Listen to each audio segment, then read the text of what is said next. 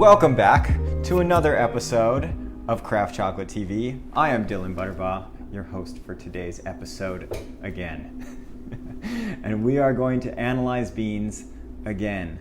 But this is coming from the perspective of what we're looking for.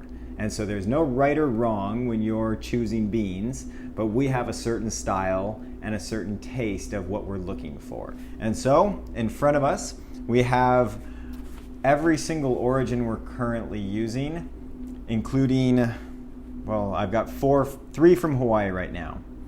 And so what we're gonna do is we're going to look at each one and talk about why we like them. Now it's really tricky if you're getting started. This is gonna be a great episode for you. If you're already making chocolate, great, this is going to be interesting as well.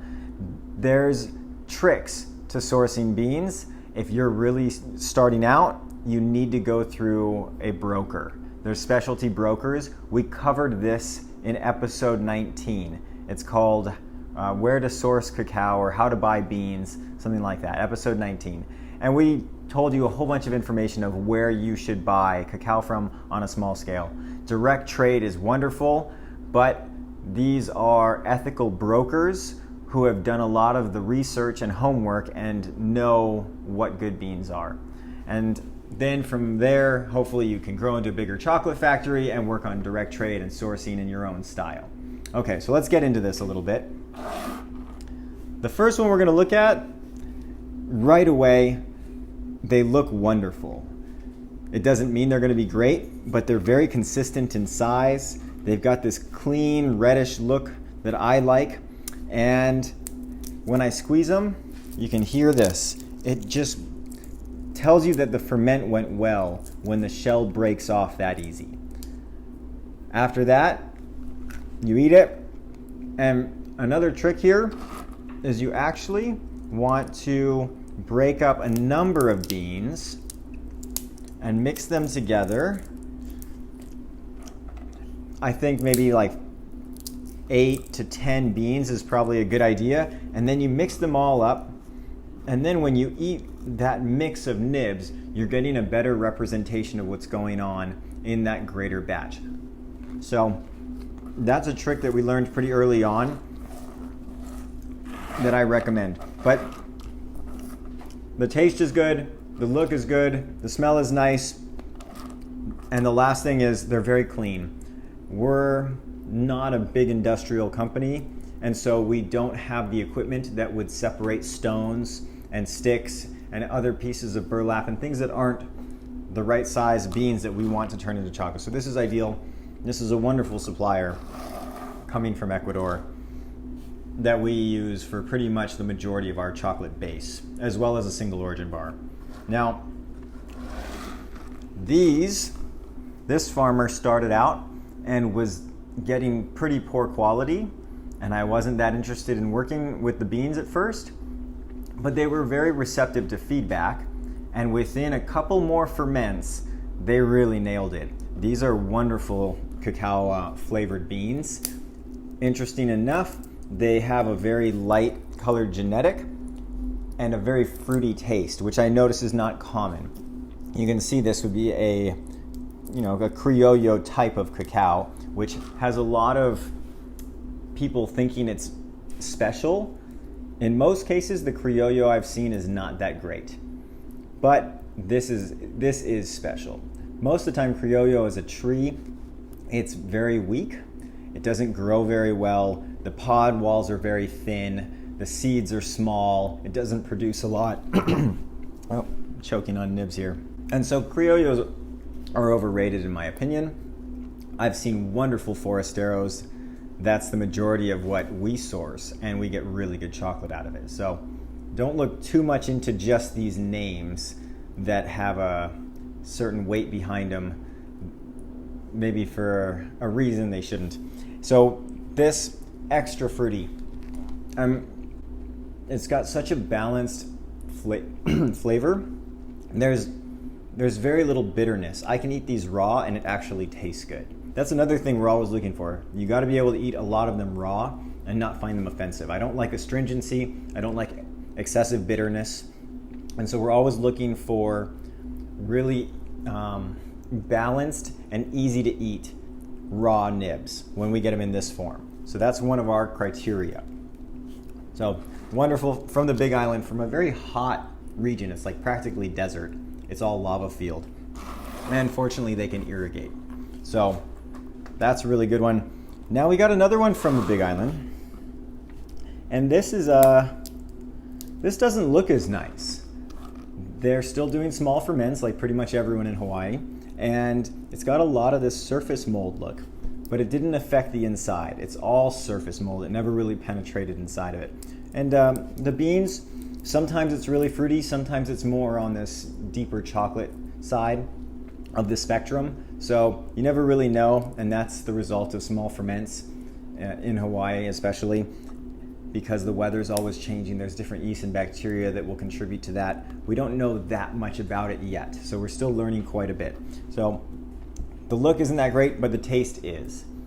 And so that's why we continue to buy that one. We're also very limited in Hawaii on what is good quality.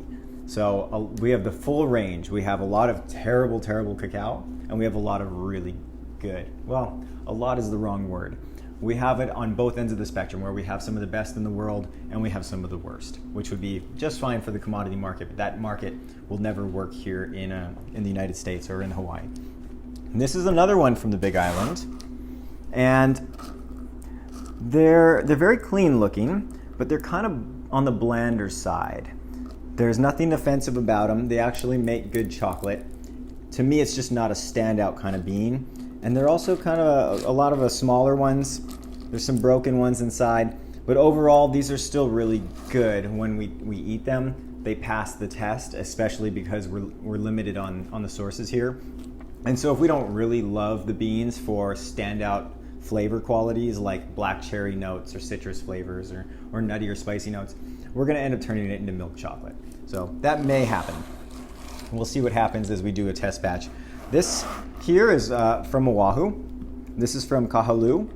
And you get that reddish color again. You get a little bit of this blackish note, but these are also fruit bombs. And so I'm partial to that because I think it's so neat to showcase how chocolate can be that different, how it can taste like black cherries or, the stuff from Vietnam was really, had these spicy notes that I'd never tasted in other chocolates, like cinnamons and nutmeg and things like that.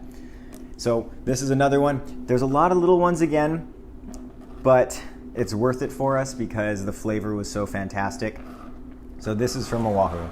Now, this guy here, this is from Tanzania.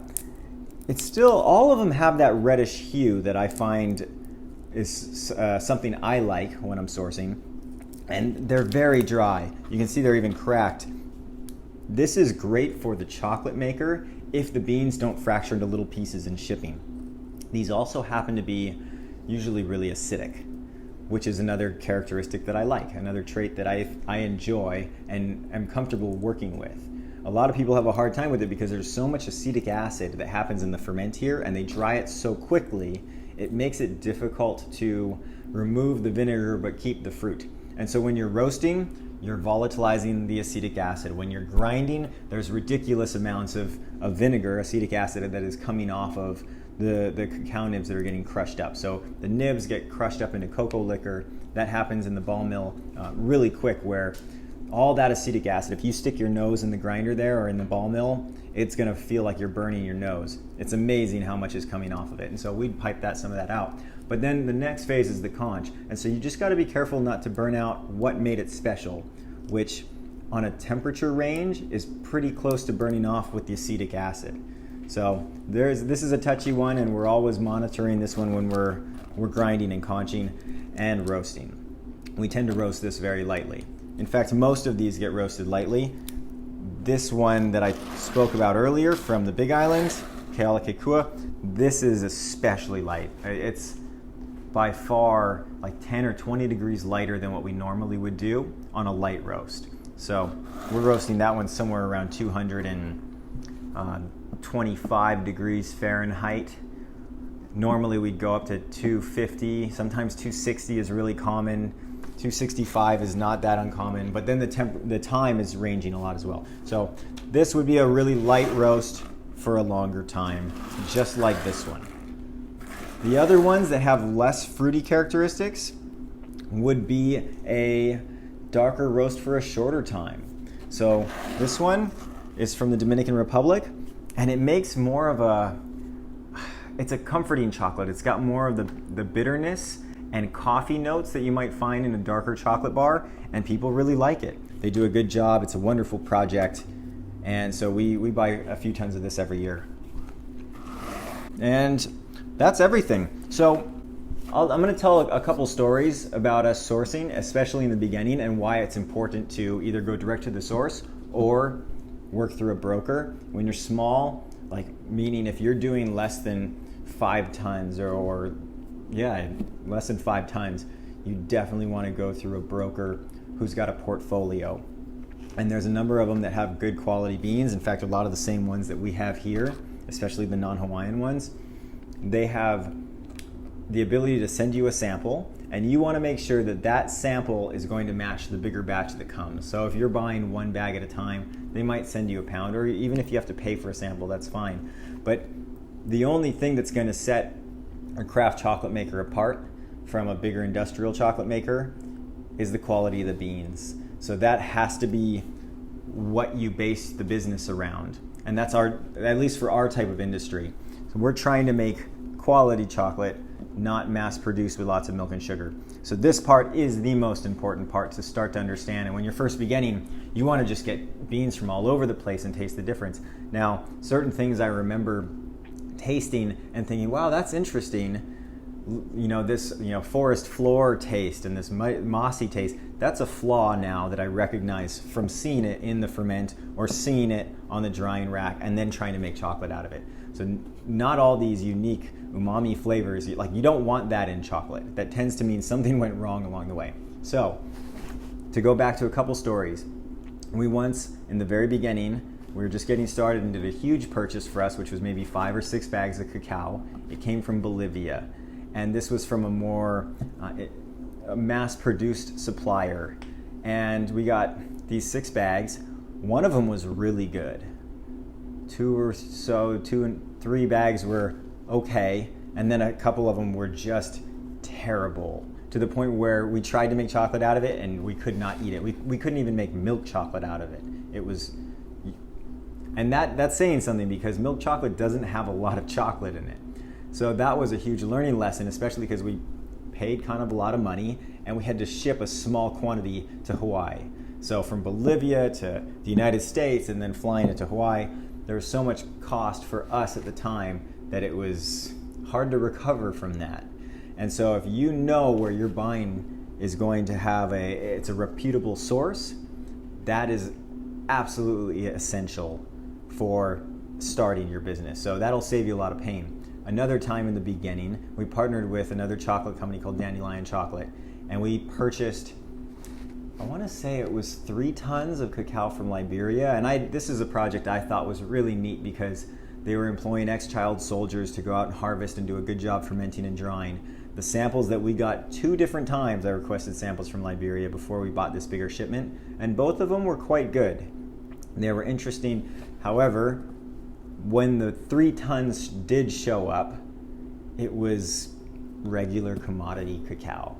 It was like somebody bought it out at the very cheapest level and bagged it up and were like, sweet, we got a good price for this, let's send it off. We never bought from them again, which is really sad for them because we do pay so much more and it could have gotten them a lot of traction. So it was too bad so many corners were cut in that case, but we're never going to buy from them again. So this is a trust thing. If you're going to get a sample, the bigger batch must represent that. And so that's a huge learning lesson to take moving forward. But there's quite a few brokers, so check out, in fact, maybe we'll put an attachment in this sharing the list of brokers to get for in Europe as well as in the United States for quality beans. This has been a close look at how we source beans. Thank you so much for watching. We will see you next time.